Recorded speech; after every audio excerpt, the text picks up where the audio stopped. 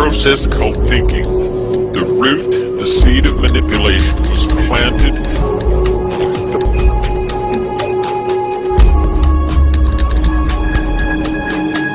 The seed of thinking. The seed of this patron father is neutral. Neutral. We'll call this a neutron. And we'll call it the sun. This is the seed or son of the father. This neutron sun seed is one with the father proton, matching 1 for 1, only a bit smaller in size. He's a peaceful sun. This is the beginning of thought, the beginning of thinking. The next step in the manipulation process is the thinking process, is the introduction of seduction. It's a grand concept to fabricate the concept of thinking, but just one thought isn't going to manipulate anyone loose of their connection to reality.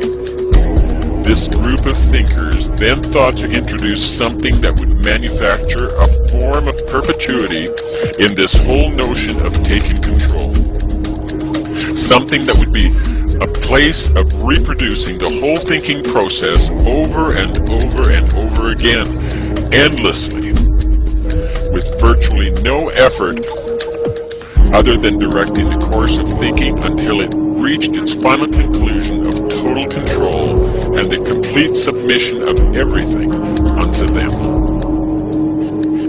The introduction of this next stage of thinking would have to cause motion, vibrations, and energy. Without motion or energy, the proton and neutron, the father and son, would lie dormant, nothing more than a thought without purpose. The concept of an opposite to the positive proton was conjured up. We'll call this elect lady the negative attraction that would perpetually spark the imagination of the father proton. We'll call this elect lady the electron. The electrons would be small, much smaller than the father proton or the neutron sun.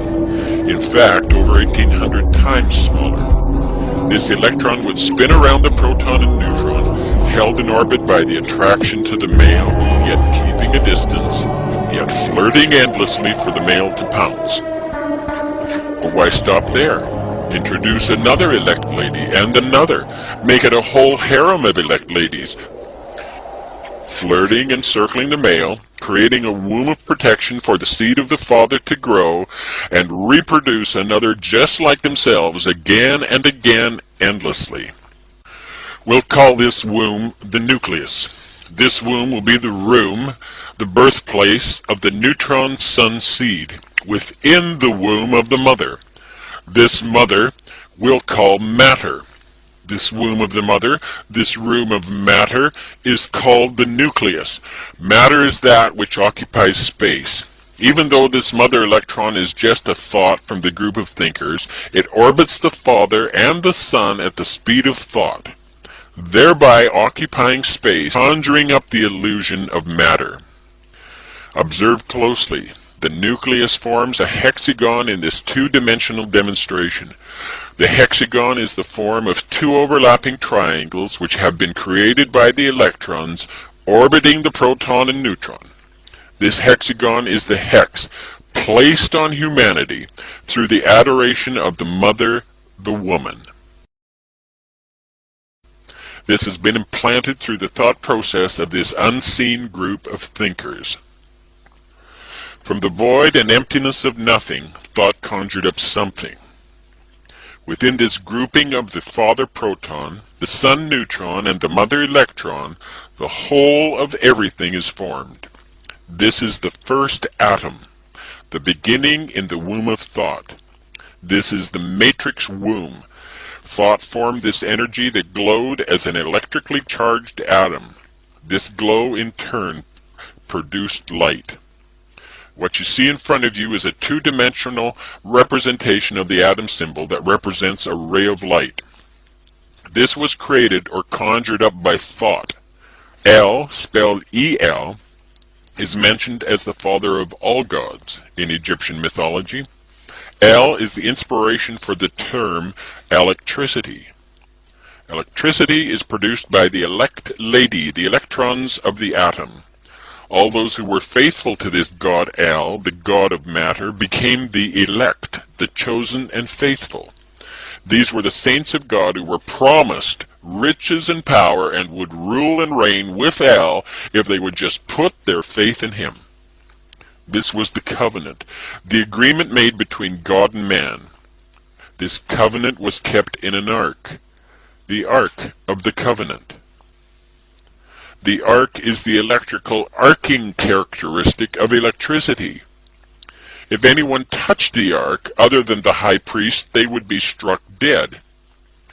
El is the great architect of the universe, the creator God, the bringer of light. The word architect is again referring to the arcing ability of electricity and the manipulating aspect of light as it conjures up everything that it's able to be thought up. As demonstrated, everything in this three-dimensional existence is the result of thought. Thought was inspired by El, the father of all gods. Everything we see is of thought or light, is another Egyptian god called Atom. Atom is spelled A-T-U-M, and was called the complete one, the finisher of the earth. Adam was the one who returned to the water at the end of the creative cycle. This is a major subliminal message established thousands of years ago. Adam lies the beginning and the end, the Alpha and the Omega, of the bringer of light. Electrically charged atom symbol, which in turn symbolize the light bringer, the bright morning and evening stars. Together they represent the creator of light, the creator god called Lucifer, who is the light bringer. Form the lie or deception created by the light. The light is the lie. This lie is the eye of the illuminated ones or the enlightened ones. This is the all-seeing eye. Produces the physical light, which is the ability to see. The ability to see in this three-dimensional existence is produced by the electricity contained within the atom. This corresponds to the concept of Lucifer, the bright morning star, who led the way for the sunrise and the approaching dawn. You can see from all this mythology that it is firmly entrenched in the structure of an atom symbol. The atom symbol was conjured up with just the slightest notion of thought. The light now fills the earth with its rays. This is yet another Egyptian sun god called Re, or Ra, or again Amun-Ra. This name, like the names of all the Egyptian gods, are inspired by the form of the atom symbol. The atom symbol is the oldest sex ritual symbol in the world, and if you look closely at it, you'll see that the six-pointed star is formed by the intersecting lines of the electron orbits. The six-pointed star is also referred to as the oldest sex ritual symbol in the world. The six-pointed star is the star of Lucifer, the star of God, and the star of David, the divider, the duality god, and is the star of Israel. What has just been demonstrated is how everything was conjured up through thought.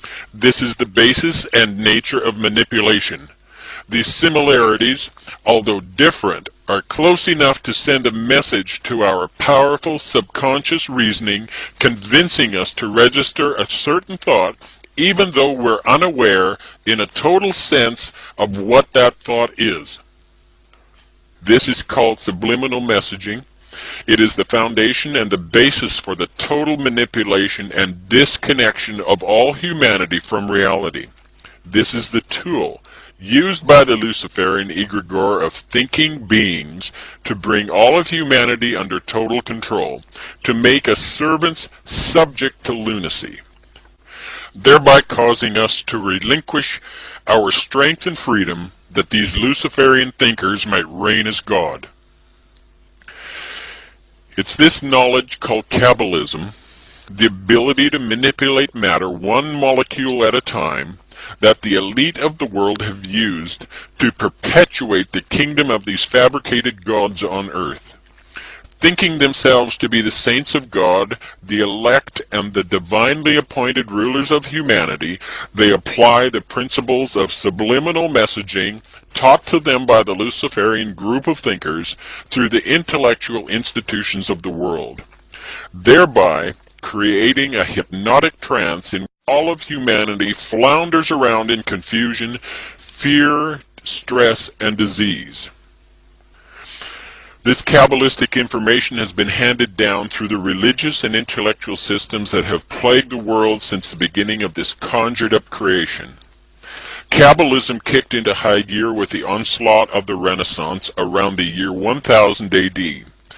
The Renaissance literally means the rebirth of thinking. This is not to say that the Luciferian egregore group stopped thinking previous to that. What this does say is that the push for total domination, total submission, and total control was now on. What we'll focus on next is how this conjuring up of light manipulates all of humanity, and how to reconnect to our awareness and wisdom and the eternal power that is rightfully ours. Everything that's visible within this three-dimensional space is light. If matter is accelerated to the speed of light, times the speed of light, it becomes energy, which is light. All that exists is formed from energy and light. For thousands of years, humanity has contemplated and asked repeatedly, where did we come from? The information you've just heard explained the origin of everything, the source of light, and the creation of all three-dimensional matter, which is energy. Before light existed, there was a void of nothingness. A like-minded Luciferian group of beings took upon themselves to control this void of nothingness. This void contains all the greatness of the eternal state. These beings desired to control for themselves all the power and wisdom of this nothingness, and thereby be worshipped as God. Here's how it works. The name Lucifer means light bringer or light bearer. The name Lucifer is derived from the Latin words lucem fere. Lucem means bringer or bearer, and fere means light. Lucem fere is Lucifer.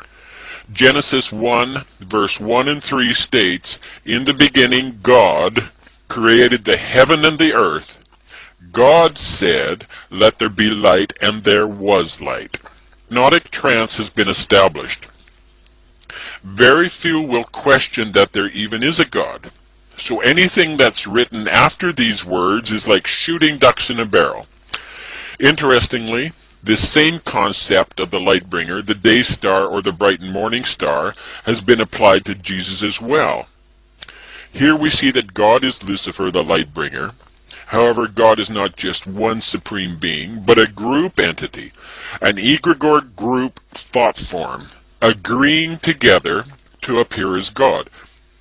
They've created the world's systems of duality based on right and wrong, good and bad. They play the role of a good God and a bad devil. This Luciferian mindset shows itself in history as the mythical gods of old, each with a particular characteristic. These gods, when taken together, form the egregore group of thinking entities. God said, let there be light. God spoke. Speaking a word requires a thought. The word that this egregore God spoke was a thought. Every thought is a word. All words have sound. Even sounds not audible to our physical ears have sound. Sounds vibrate. Thoughts, which are words, which are sounds, vibrate. Vibration is energy. Energy has a strange characteristic in that it glows. Glowing is light. Therefore, thoughts are light. Everything you see is just a thought, conjured up by the Luciferian group of thinkers, and everything you see is formed by thought. Following this thought to word to sound trail ultimately leads to the creation of light. The very nature of light is to corrupt. This thought process called thinking has created the corruptible three-dimensional realm. Everything in this 3D space corrupts and dies. Light is nothing more than thought. and the thought form of the Luciferian thinkers is designed to create death, thereby controlling humanity through the fear of death. This God purposely and willfully created the concept known as death, and that's all death is, a concept. Death is an illusion, a manipulation of light through thought. Manipulating humanity with this illusion instills fear and desperation. Fear is the foundational characteristic that allows hypnotic, subliminal thought light patterns to be focused and injected into and forced to pass through our crystal brain. Our human three-dimensional brain has the same physical characteristics as that of a solid crystal or prism, except in liquid form. There's nothing godly, loving, or sweet about this group entity or its method of manipulation. For thousands of years, the use of fear and desperation has resulted in murders, wars, bloodletting, and endless disease. Children have been tortured, women have been raped, and men have marched blindly off the plank into the ocean of hypocrisy and death. This has all been courtesy of the God of the Bible, the God of love, the God of the Old and New Testaments, the God of the Quran, the God of Buddha, the God of every religion and intellectual system known to man. This is the God of light, the Luciferian light bringer. Genesis 1 continues to say that God saw the light, that it was good. But good for who? Obviously good for those who were using it to control humanity through the manipulation of light. Yet again we have another subliminal. God doesn't say that anything is bad, it's just implied, suggested, implanted. If light is good, then something must be bad. When we consider how we see things in this 3D space, we're told, from an intellectual perspective, that light enters through the pupil of our eye, where it strikes the back of the eye, where it's reversed, and then travels along a neurological path to our brain, where it's flipped right side up again, and we see an image. Unfortunately, this is incorrect.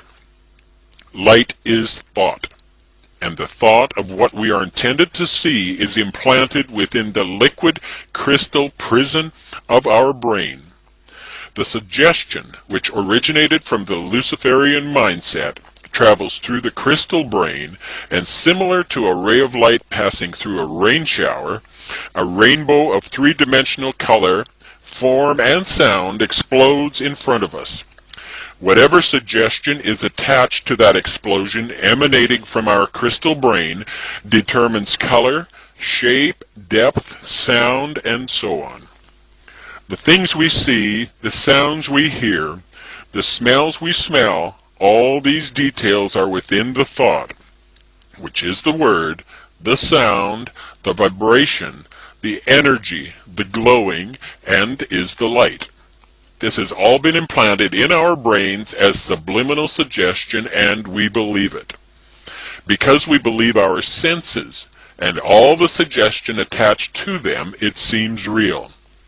Even the sun, moon, and stars that reflect light to our eyes make up the hypnotic suggestion to convince us that what we see is real. It's only light. It's just a seductive, illusory, convincing thought form conjured up by the Luciferian group of thinkers. The simplest way to understand this is to imagine a stage hypnotist with his subject in a trance. The hypnotist suggests certain things, and the subject is only able to see and hear those things the hypnotist is suggesting. The subject can hear the voice of the hypnotist, and true to the suggestion, he can see a giraffe, or an elephant, or whatever is suggested. The hypnotized subject can't see the audience, can't hear them laughing. The subject can only recognize those things the hypnotist suggests. Why can't the hypnotized subject see the audience or anything other than what the hypnotist suggests? simply because the suggestion is a subliminal thought, a word, and it created a whole new light pattern to emanate from the entranced subject's eyes. His eyes and ears still function, but because the thought implanted in the crystal brain has changed, then the reality of what seems to be real also changes. The hypnotized subject's eyes and ears work perfectly, but the reality is the hypnotized subject can't see anything other than the word suggested. But why? Why can't the subject in a trance see anything else? Because the audience and everything associated outside the trance state really isn't there. If the audience members were really there, really three-dimensional and really solid, then the eyes of the subject in the trance state would see them. The audience can't be seen because the audience is just light, just a thought, and when the new reality state, the new thought pattern, doesn't include them anymore, they cease to appear as a three-dimensional form. The audience didn't die. They didn't leave the theater. The subliminal messaging changed. The reality shifted and they ceased to appear as three-dimensional. From this we have to keep in mind that light goes out of our eye. This is how we see. Light is a thought implanted in our crystal brain and explodes into a three-dimensional rainbow of forms right before our eyes. Thought patterns are contrived to distract us from our place in the present moment. There is no such thing as time and space. Just a three-dimensional light illusion simulating something called time and space. When we can be manipulated to leave the present moment, the seduction of the thought energy light illusion is able to control our strength and power. Staying in the present moment of awareness allows us to reconnect to our original state. We're no longer manipulated to be concerned over the past or the future. Since time is non-existent, then concern for the past or future is to forfeit your awareness for something that doesn't exist. Only the present moment exists. Staying in the moment, by simply watching and waiting, not reacting ever, reconnects us to reality, allows us to take back our power from this Luciferian egregore group of thinkers. The manipulation by the three-dimensional physical state of everything is then nullified. As we connect to the eternal state of awareness, that state of no thing, that state of no three-dimensional thing, which in turn is nothingness. Our power and strength, our wisdom and knowing exists in the moment before thought.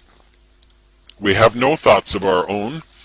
All thoughts are implanted by the perpetual motion set into play from the beginning of this conjured-up creation. We are taught to believe that a thought can originate with us. It can't. The three-dimensional system implants all our thoughts so that we then experience the reality they, the Luciferian thinkers, want us to have. Reconnect to wisdom, watch and wait. Don't get upset when you're instructed to. Don't react when you're demanded to. Don't resist when you think you want to. Don't try to suppress your feelings when they tell you to suppress your feelings. Just observe these thinkers telling you to suppress your feelings. And this little act of watching and waiting puts you in control of you. You reconnect with your awareness, and the manipulation perpetuated through the religious and intellectual systems of the world is neutralized. Nothingness is our original eternal state of patience, joy, beauty, caring, knowing, and freedom. It's the power of this awareness that these entities desire to control.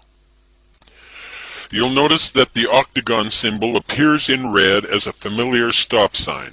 This is a symbol of total control. The octagon symbol is a major subliminal message used to seductively manipulate humanity into the precarious position of a pending devastation. This octagon is formed from one of the light atom symbols, which is a zodiac cross. This is the sun god on the cross. The light atom symbol is one cross.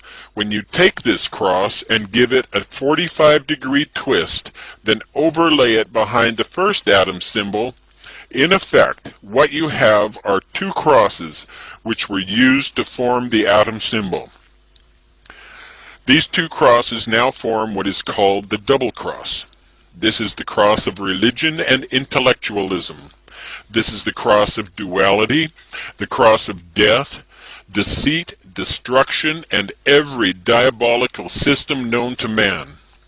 Not only is this double cross the subliminal shape of the stop sign, a symbol of total control, it is the shape of the Freedom Tower being built to replace the World Trade Center in New York City. This tower has nothing to do with freedom, but has everything to do with the destruction of the undesirables, or, in Luciferian language, the cleansing of the ungodly from the face of the earth. The elite implement this double cross at every opportunity when it comes to perpetuating and completing the agenda on behalf of the greed of the Luciferian thinkers. Their greed drives their desire to be worshipped as God. Their desire fosters thought, and thought fosters the whole three-dimensional experience. And the rest is literally history.